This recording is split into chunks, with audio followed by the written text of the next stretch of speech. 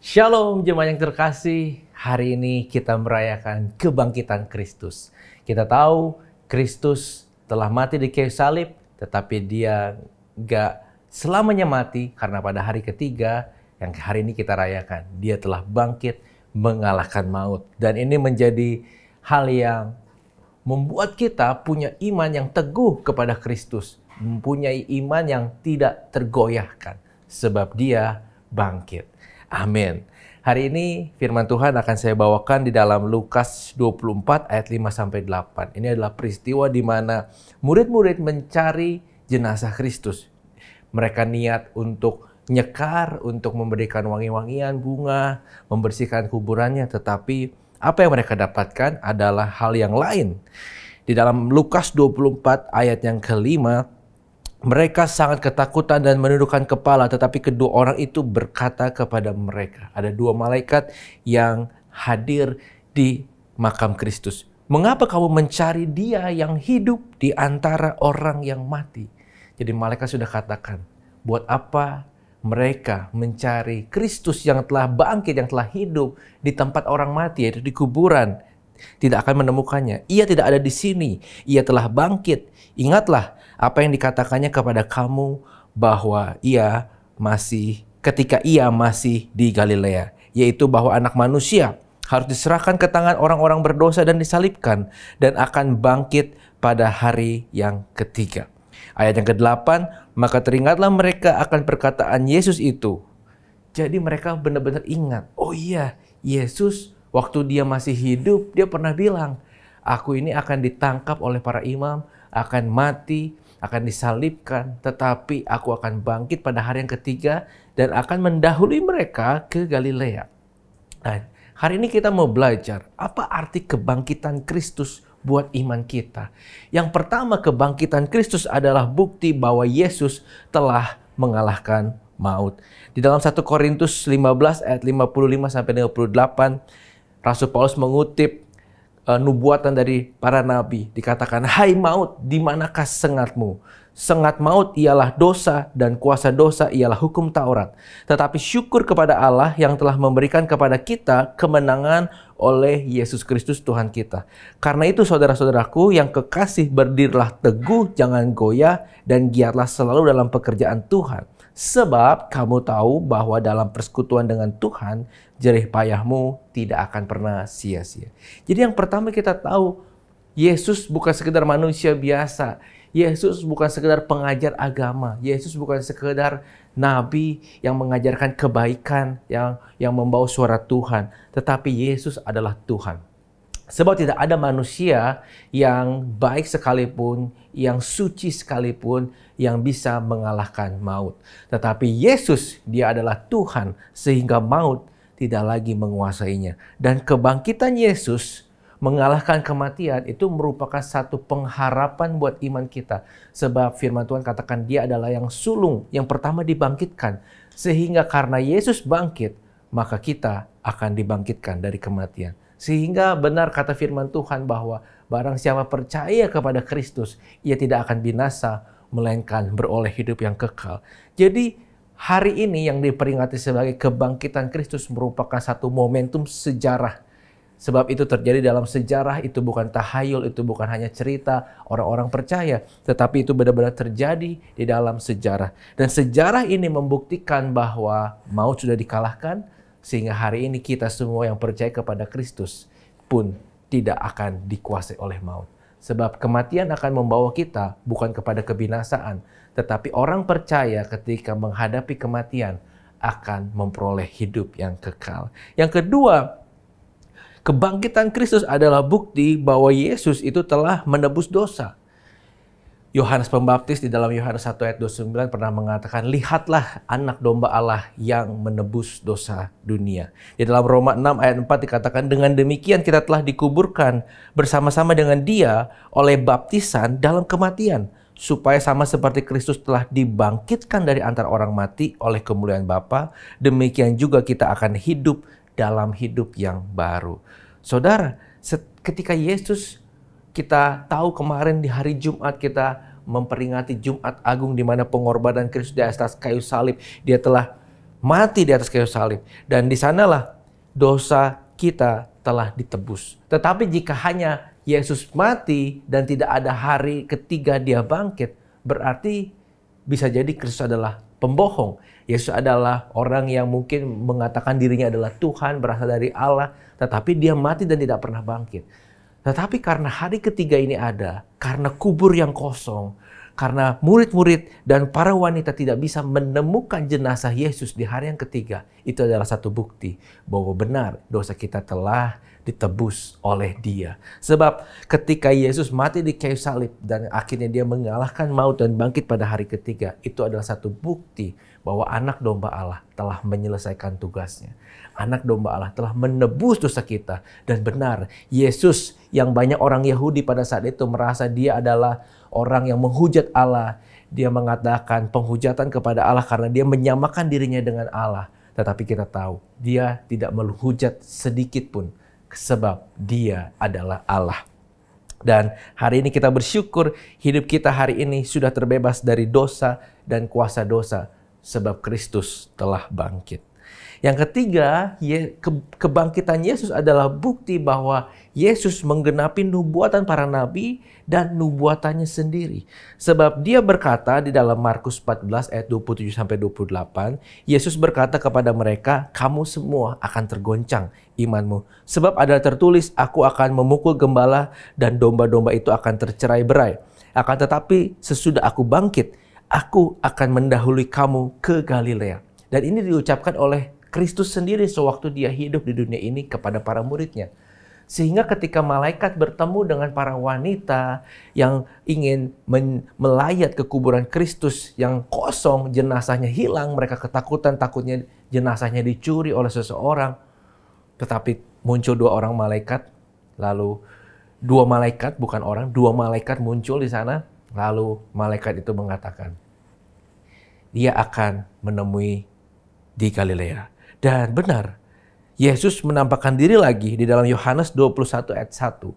Di sana ditulis, Yesus menampakkan diri di pantai Tiberias. Tiberias berada di daerah Galilea, sehingga kita tahu ketika Kristus menemui para murid di Galilea, itu merupakan satu nubuatannya yang digenapi. Dia tidak ingkar janji. Yesus menggenapi janjinya kepada para murid. Jangan takut. Kamu tidak perlu takut, aku akan mati, tetapi aku akan bangkit pada hari ketiga dan akan menemui mereka di Galilea. So hari ini kita bisa pegang perkataan Kristus sebab Kristus sudah membuktikan perkataannya itu benar dan terjadi.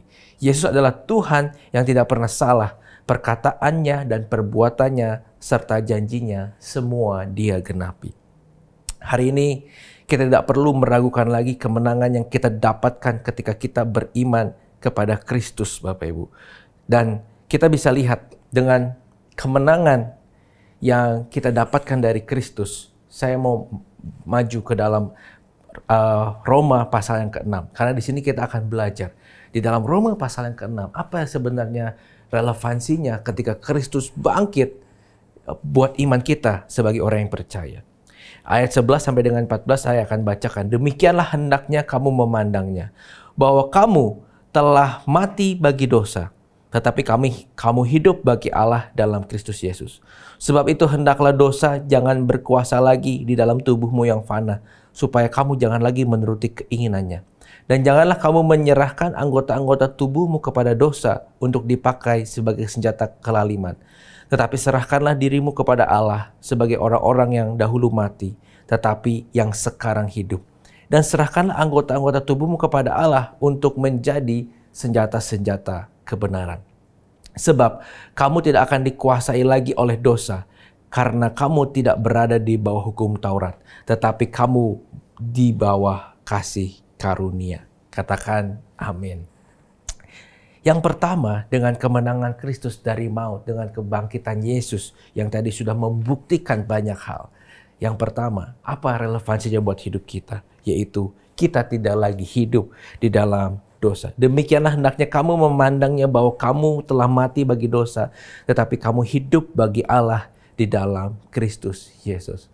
Saudara, ketika kita hidup di dalam Yesus, ketika hidup kita menerima Yesus sebagai juru selamat, kita telah menjadi manusia yang baru.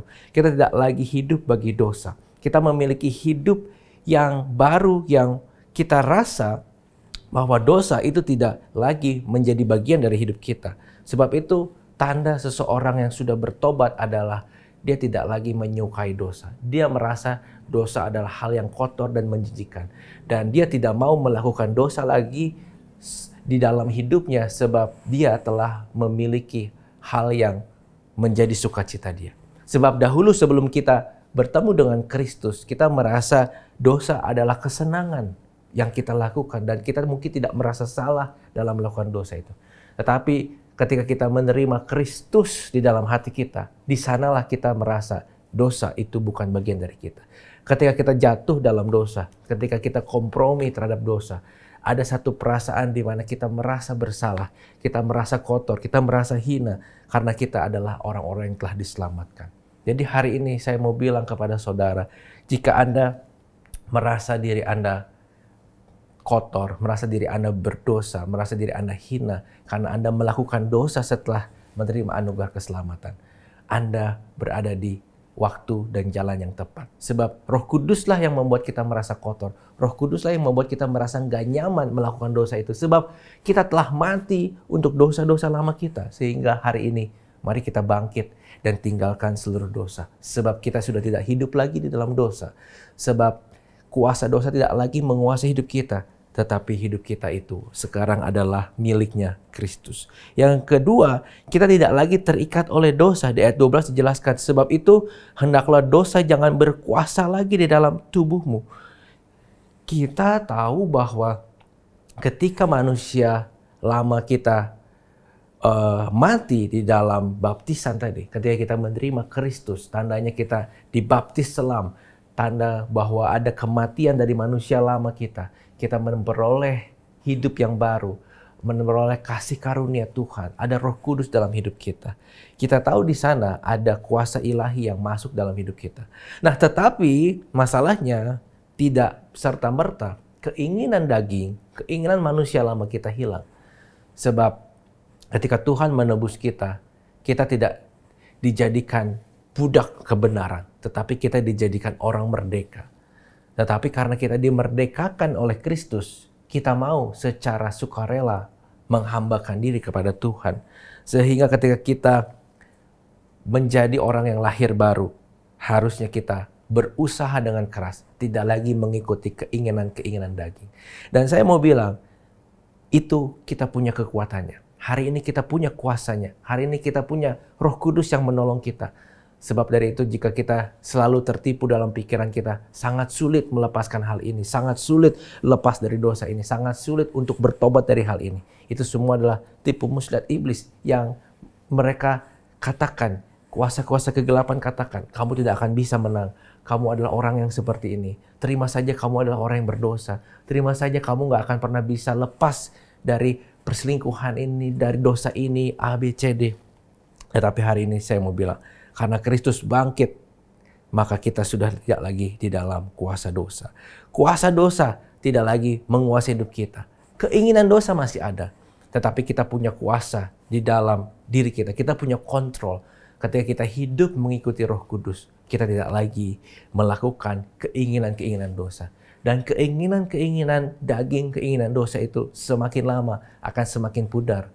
Dan semakin lama akan semakin tidak menarik. Sehingga kita akan fokus hidup kepada Kristus. Hari ini jika Anda terikat oleh dosa apapun, percayalah ketika Anda mengakui Yesus adalah Tuhan dan Juru Selamatmu, hari ini pun Anda bisa keluar dan menjadi pemenang. Jangan lagi ditipu dengan tipu muslihat iblis bahwa kamu adalah orang yang pasti tidak akan bisa lepas dari dosa itu. Tetapi hari ini percayalah, karena Kristus bangkit, hari ini saya dan saudara adalah orang yang merdeka. Tidak ada lagi ikatan, tidak ada lagi kuasa kegelapan yang menguasai hidup kita. Marilah hidup sebagai orang merdeka. Mari hidup dalam kebenaran. Ikuti tuntunan Roh Kudus sehingga hidup kita akan penuh dengan buah roh. Yang ketiga, Bapak Ibu. Ketika Yesus bangkit di dalam kematiannya mengalahkan maut, dalam hidup kita, kita bisa mengalahkan dosa. Di ayat 13 dikatakan, Dan janganlah kamu menyerahkan anggota-anggota tubuhmu kepada dosa untuk dipakai sebagai senjata kelaliman. Tetapi serahkanlah dirimu kepada Allah sebagai orang-orang yang dahulu mati, tetapi sekarang hidup. Dan serahkanlah anggota-anggota tubuhmu kepada Allah untuk menjadi senjata kebenaran. Tubuh kita hari ini bukan lagi untuk berbuat dosa. Kita bisa mengalahkan dosa dengan tubuh kita. Kita pikir tubuh kita ini lemah, daging kita lemah sehingga kita tidak bisa mengalahkan keinginan tubuh ini. Tetapi Rasul Paulus katakan tubuh kita sekarang adalah milik Kristus. Dan dengan tubuh kita, kita bisa melakukan kebenaran. Saya mau bilang dengan yang paling mudah, apa sih paling simpel aplikasinya? Paling simpel adalah kita gunakan mulut kita. Bukan untuk menghakimi, bukan untuk menjatuhkan orang lain, bukan untuk bergosip. Tetapi mari kita gunakan mulut kita untuk memuji dan memuliakan nama Tuhan. Untuk memberikan motivasi, kekuatan, semangat untuk saudara-saudara kita yang sedang mengalami pergumulan, mengucapkan kata-kata berkat, kata-kata yang positif, sehingga kita bisa membangun kepercayaan diri seseorang, membangun orang lain menjadi orang yang lebih baik. Jadi anak-anak Tuhan, mari mulai pergunakan mulut kita, tubuh kita dengan benar. Secara tubuh jasmani kita yang lain, mari lakukanlah hal-hal yang baik. Jangan gunakan tangan untuk memukul atau kekerasan, tapi mari kita gunakan tangan kita untuk mengerjakan pekerjaan yang baik di matanya Tuhan.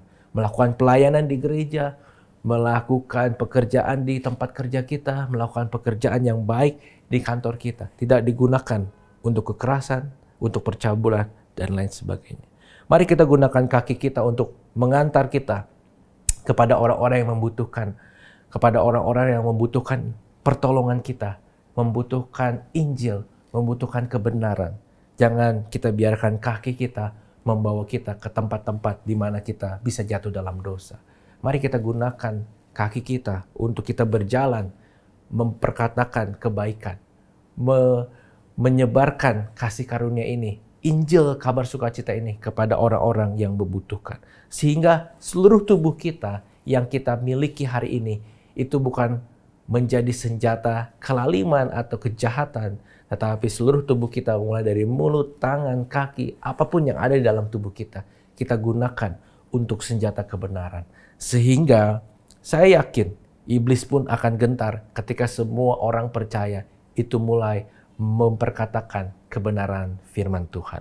So hari ini jika kita masih menggunakan tubuh kita untuk hal-hal yang dosa, kekerasan, percabulan, hal-hal yang tidak berkenan kepada Allah, mulut kita tidak bisa dikontrol, dijaga. Berdoalah kepada Tuhan. Karena saya percaya ketika Roh Kudus yang mengontrol tubuh kita, maka kita secara sadar, secara pikiran yang sehat, mental yang sehat, kita bisa mengatur seluruh tubuh kita dengan baik. Sehingga apa yang dilakukan oleh tubuh kita bukanlah hal yang mempermalukan Tuhan, tetapi apapun yang kita lakukan melalui tubuh kita adalah hal yang memuliakan nama Tuhan. Yang keempat, Bapak Ibu Saudara, kita akan lihat karena Tuhan telah bangkit, karena kita mendapatkan kelahiran baru, kita telah mengalahkan dosa karena kasih karunia. Mengalahkan dosa karena kasih karunia, bukan karena hukum.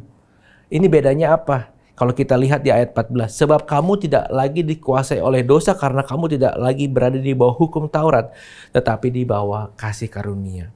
Ketidakberdosaan kita bukan karena kita taat sebab takut penghukuman. Sebab kita tahu penghukuman itu sudah tidak ada lagi. Sebab Yesus sudah mati di kayu salib, murka Allah sudah dicurahkan kepada Yesus, dosa sudah dihukum. Sehingga kita tahu di dalam hidup kita yang penuh dengan kasih karunia tidak ada lagi penghukuman yang menanti kita. Tetapi justru karena itu, kita tahu betapa besar kasih karunia yang ada dalam hidup kita. Itulah yang membuat kita menghargai, merasa tidak layak, merasa bersyukur sekali untuk mendapatkan kasih karunia itu akan pengorbanannya di kayu salib untuk kita semua. Sehingga perbuatan baik kita dasarnya bukan ketakutan akan penghukuman. Tapi perbuatan baik, ketaatan, kekudusan, hal-hal yang baik yang kita lakukan hari ini itu dasarnya kasih karunia. Karena kita bersyukur telah mendapat kesempatan yang kedua. Karena kita bersyukur telah lahir menjadi manusia yang baru.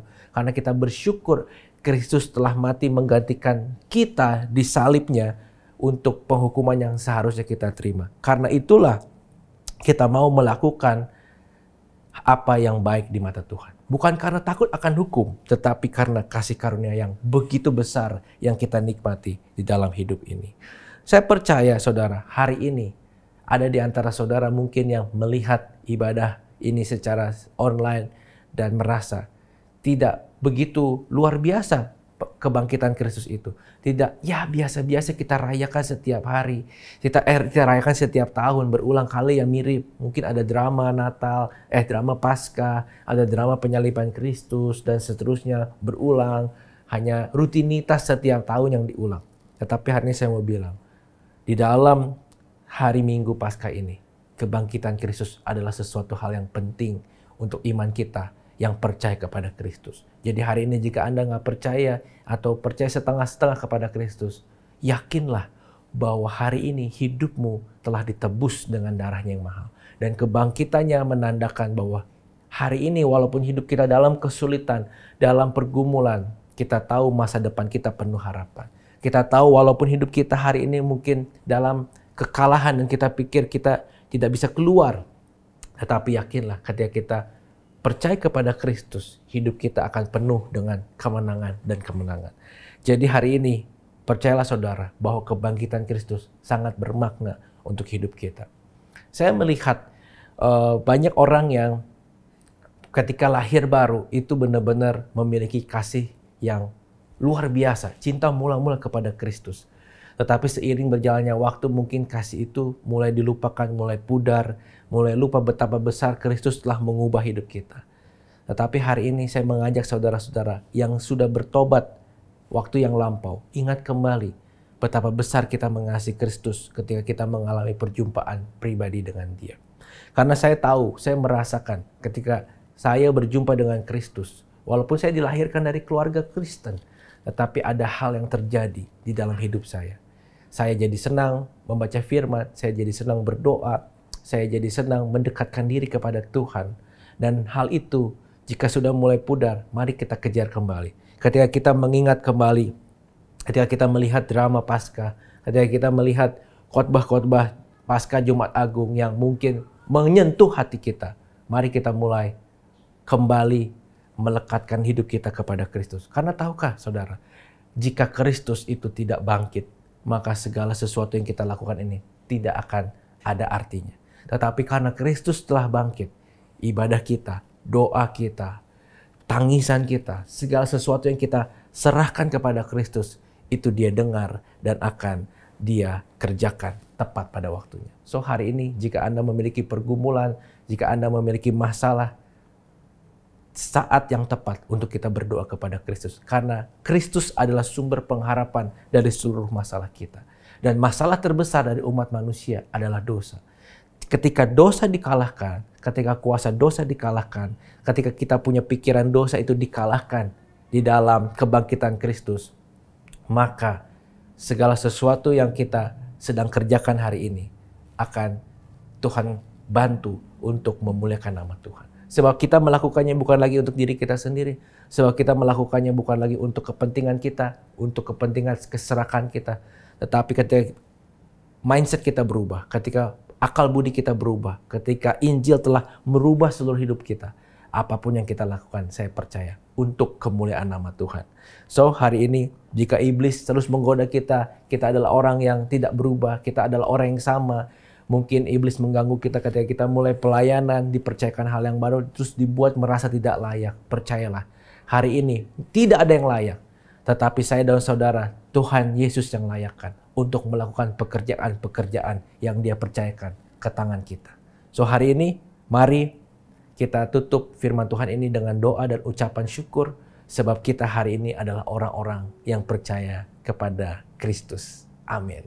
Tuhan, terima kasih buat hari ini, jika kami adalah orang-orang yang percaya kepada Kristus. Karena kami tahu Kristus itu adalah jawaban buat hidup kami. Dia telah bangkit mengalahkan kematian. Itu adalah satu tanda bahwa iman kami tidak sia-sia. Dan jika kami hari ini mengalami pergumulan, jika kami hari ini mengalami masalah, jika kami hari ini mungkin sulit lepas dari dosa-dosa kami merasa terkutuk. Ya Tuhan, ampuni kami. Sebab di dalam Kristus kami sudah menang.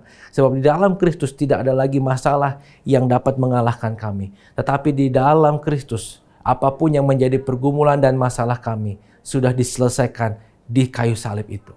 Ya Tuhan, mampukan kami hidup ke depan, berharap, bergantung kepadamu. Tidak hanya kami melakukan ibadah seperti biasa lagi, tetapi kami mau setiap hari Tuhan, bukan hanya di hari Minggu, hidup kami melekat dengan pribadimu, hidup kami melekat dengan Kristus. Ya Tuhan, kami nggak mampu, tapi kami bersyukur Engkau tahu kami tidak mampu, sehingga Roh Kudus yang Engkau taruh dalam hidup kami menjadi pegangan, menjadi penuntun, menjadi pribadi yang menolong kami setiap waktu untuk kami hidup berkemenangan. Terima kasih ya Tuhan, hamba-Mu selesai berbicara, meteraikan firman-Mu di dalam hati setiap umat yang melihat ibadah ini melalui online maupun onsite. Di dalam nama Tuhan Yesus kami berdoa. Haleluya. Amin.